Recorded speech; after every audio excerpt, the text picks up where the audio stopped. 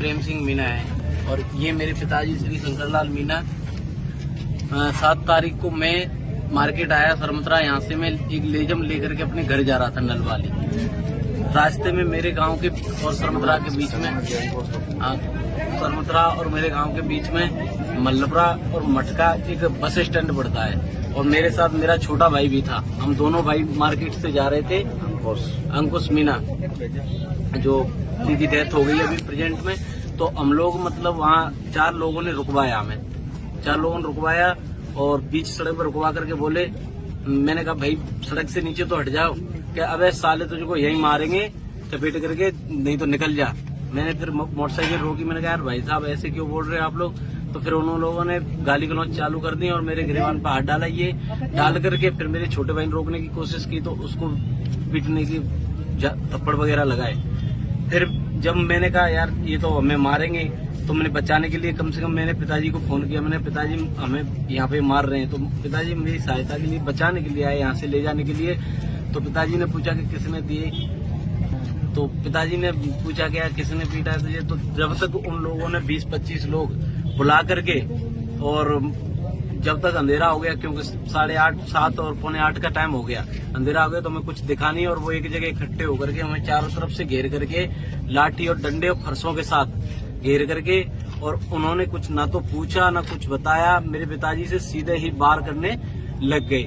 तो कुछ जैसे एक जग्गू नाम का व्यक्ति था, एक हंसराम, एक लाल सिंह, एक कृष्णा, एक सीताराम, राम नरेश, और एक किसी ने हाथ पकड़ा, किसी ने मतलब डंडे मारे।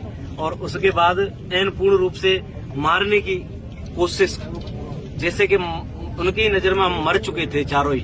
मेरा बड़ा भाई भी था, वो पिताजी के साथ घर से आया था, और मेरा छोटा भाई अंकुश मीणा, बड़ा भाई रतिराम मीणा, और पिताजी श्री शंकरलाल मीणा, और मैं प्रेम सिंह मीणा। तो चारों को इस तरीके से छोड़ के गए कि ये तो मर चुके हैं। फिर वहां से वो निकल गए।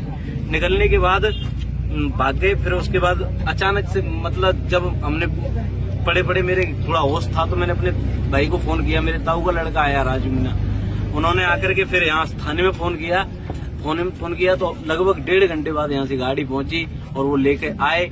आकर के सरमथरा थाने में नहीं लाने की बजाय हम वहाँ गए थे पहले हॉस्पिटल, क्योंकि ज्यादा स्थिति खराब थी।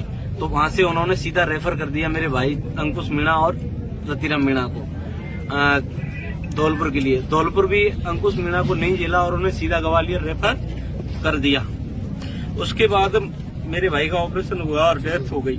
अभी बॉडी सरमथरा हॉस्पिटल थाने के आगे रख रखी है, और अभी तक किसी भी प्रकार का हमें कोई भी प्रशासनिक की तरफ से किसी प्रकार का कोई सुझाव या किसी भी प्रकार की कोई मतलब सहमति नहीं दी गई है। और ये डेड बॉडी यहीं पड़ी हुई है। और मैं रतिराम मेरा भाई अभी भी जयपुर रेफर कर दिया है धौलपुर से, उनकी हालत सीरियस है। और दूसरी बात, मैं प्रशासन से यही दरखास्त करता हूं कि जो भी मैं उनके जो घर वगैरह हैं, कम से कम आप लोगों ने कई जगह ऐसे काम किए हैं कि बुलडोजर चलाना आपका एक नाम चल रहा है, तो उसको बिल्कुल पूर्ण रूप से उनके घरों को धराशायी किया जाए। ये मेरी पहली मांग। और दूसरी मांग ये है कि मुजरिमों को पकड़कर लाओ, एक मुजरिम को, जो मैं नाम बता रहा हूँ मुझे पता है, मैंने नाम दिए हैं, लिस्ट दी है।